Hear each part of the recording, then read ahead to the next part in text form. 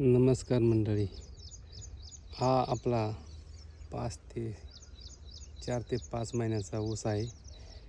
त्यामध्ये आपण आज काही तणनाशक वापरत आहोत.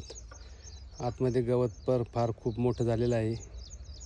त्याकरता आपण एक नवीन वेगळ्या प्रकारचा प्रयोग केला आहे व तो सक्सेस पण झालेला आहे.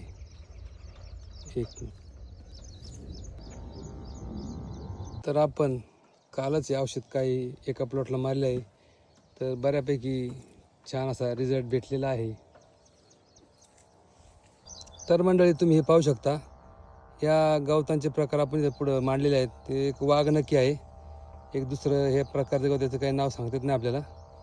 तर त्यानंतर काँग्रेस आहे, त्यानंतर चवळे वगैरे टाईपचं प्रकार आहे, गोळू आहे, पोकळ्या आहे, परत इथं केना दिसतो तुम्हाला.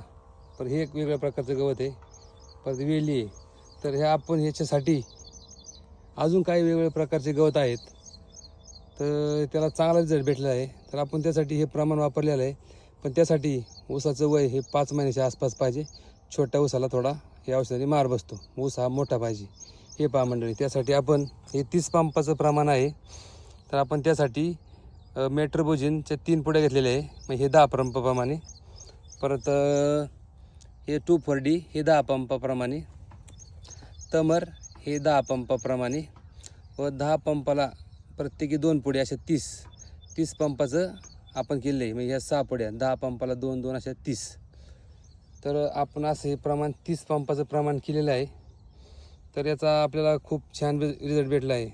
याच्यानंतर आपल्या लगेच 1 तासात पाऊस पण आला होता, तरी आपल्याला एक छान रिझल्ट भेटलेला आहे. हे पहा, रिझल्ट पुढं आहे आपल्यासमोर. बघा कसं गवत कालच मारलेलं आहे. गवत पूर्ण जळलेलं आहे आणि 8 दिवसात पूर्ण जळून जाईल, काहीच राहणार नाही. तरी मंडळींनी हा प्रयोग करायला तुम्ही काय हरकत नाही.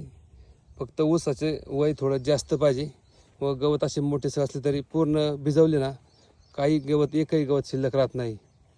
वाघनखी वगैरे काही शिल्लक राहील. धन्यवाद मंडळी.